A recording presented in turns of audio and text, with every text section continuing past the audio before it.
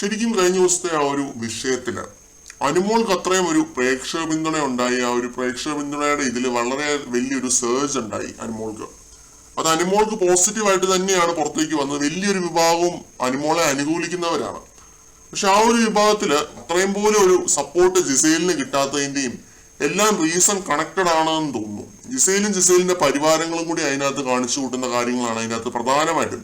Gizele എന്ത് തോന്നിയാസം കാണിച്ചാലും അതിനെ സപ്പോർട്ട് ചെയ്യുന്ന, ന്യായീകരിക്കുന്ന, പിന്തുണയ്ക്കുന്ന ഒരു പട തന്നെ ജിസേലിന് അതിനകത്തുണ്ട്. അനുമോൾക്ക് അങ്ങനെയില്ല. അപ്പൊ പ്രേക്ഷകർ കാണുമ്പോൾ എന്താണ്, അനുമോൾക്ക് ആരുമില്ല, അനുമോളെയാണ് നമ്മളെ സപ്പോർട്ട് ചെയ്യേണ്ടതെന്നുള്ളൊരു വികാരം അത് ഉണർന്നു വരുന്നു. ബിഗ് ബോസ് എന്ന് പറയുന്ന ഒരു ഷോ ആ ഒരു വികാരത്തിന്റെ പുറത്താണ് ഇങ്ങനെ നിലനിന്ന് പോകുന്നത്. അത് അത്രയും വലിയൊരു പ്രോഫിറ്റബിൾ ഷോ ആവുന്നതിന്റെ റീസണും അതാണ്. ഒരു ഇമോഷൻ കണക്ട് ആവുന്ന ഒരു കാര്യമാണ്.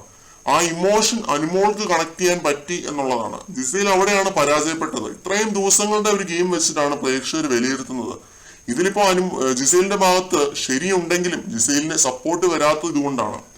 ജിസേലിന്റെ വികാരങ്ങൾ പ്രേക്ഷകരുമായിട്ട് കണക്ട് ആവുന്നില്ല. ജിസേൽ പറയുന്ന കാര്യങ്ങൾ പ്രേക്ഷകർക്ക് മനസ്സിലാവുന്നില്ല. അപ്പൊ ഇതൊക്കെയാണ് കാര്യങ്ങൾ. ഇപ്പൊ പോലും ശൈത്യനെ വിളിച്ചു വരുത്തുന്നുണ്ട്.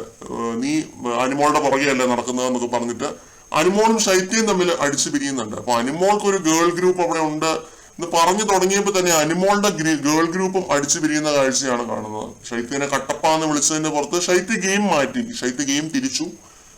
അനുമോൾക്ക് എതിരായിട്ട് കളിക്കുമെന്നൊന്നും അറിയില്ല, എന്നാലും അനുമോളുമായിട്ട് അടിച്ചു പിരിഞ്ഞ മട്ടാണ്.